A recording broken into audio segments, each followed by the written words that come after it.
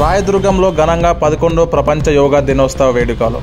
యోగాను జీవిత దినచర్యలో భాగంగా మార్చుకొని ప్రతిరోజు యోగాను అభ్యసించడం వల్ల ఆరోగ్యం మెరుగుపడుతుందని ఎమ్మెల్యే కాల్వ శ్రీనివాసులు అభిప్రాయపడ్డారు.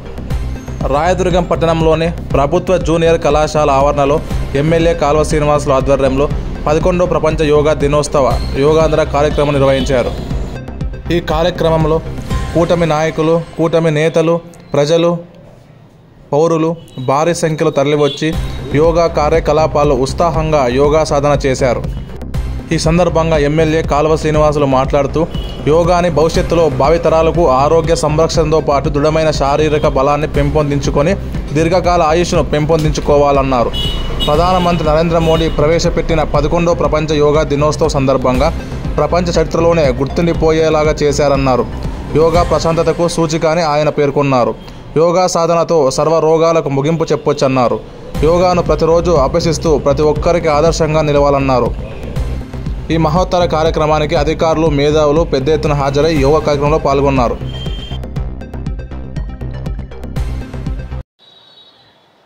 Left, right, left. Next. Down, up, down, up, down, up, down, up, down, up, down, up, down, up, down.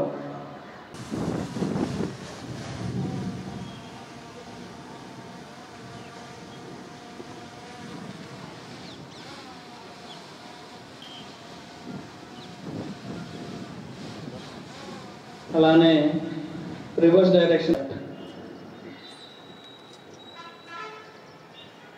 is from left,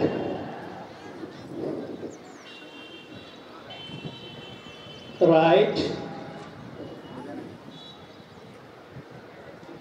left, right,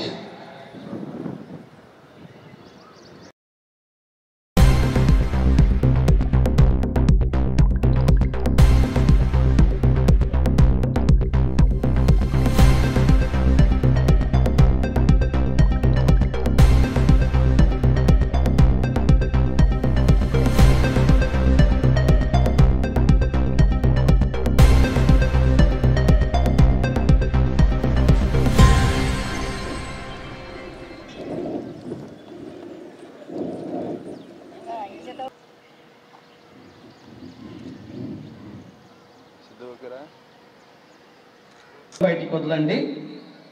మరి కుడి ముక్కు ద్వారా గాలి దీర్ఘంగా తీసుకొని బొటన వేలుతో కుడి ముక్కును మూసివేసి ఎడమ ముక్కు ద్వారా గాలిని బయటకు వదలండి. ఇది ఒక సైకిల్.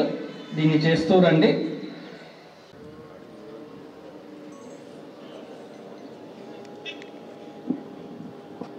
అంతరిక్షం శాంతి, ఆపా శాంతి.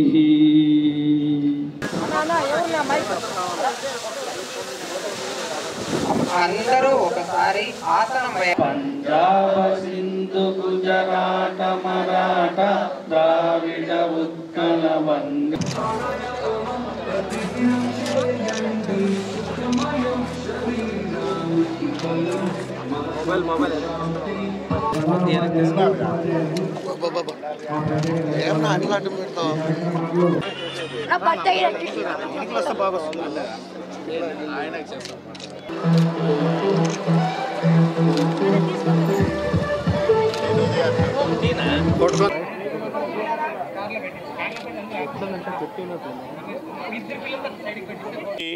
యోగాను తన దినచర్యలో భాగం చేసుకోవాలని ప్రతిరోజు యోగా అభ్యాసం చేయడం వల్ల శారీరకంగా దృఢంగా ఉండడంతో పాటు మానసికంగా ఎంతో పరిపక్వత సాధించడానికి అవకాశం ఏర్పడుతుంది. ఒక సానుకూలమైన దృక్పథం మన ఆలోచనల్లో కలగడానికి యోగా మంచి సాధన. ప్రపంచవ్యాప్తంగా యోగాను ప్రమోట్ చేయడానికి భారత ప్రధాని నరేంద్ర మోడీ గారు తీసుకుంటున్న శ్రద్ధ అభినందనీయమైనది. ఎవరు ఇంతవరకు యోగాను ఇంత గొప్పగా ప్రమోట్ చేసిన సందర్భం లేదు. ఈరోజు దేశవ్యాప్తంగా 11వ అంతర్జాతీయ యోగా దినోత్సవాన్ని జరుపుకుంటున్నామంటే దానికి కారణం మోడీ గారు చూపుతున్న ప్రత్యేకమైన శ్రద్ధ. అట్లాగే ఈ రాష్ట్రంలో 11వ అంతర్జాతీయ యోగా దినోత్సవానికి స్వయంగా ప్రధానమంత్రి గారు విశాఖపట్నం రావడం, ఈ కార్యక్రమంలో పాల్గొనడం చాలా ఆనందదాయకం.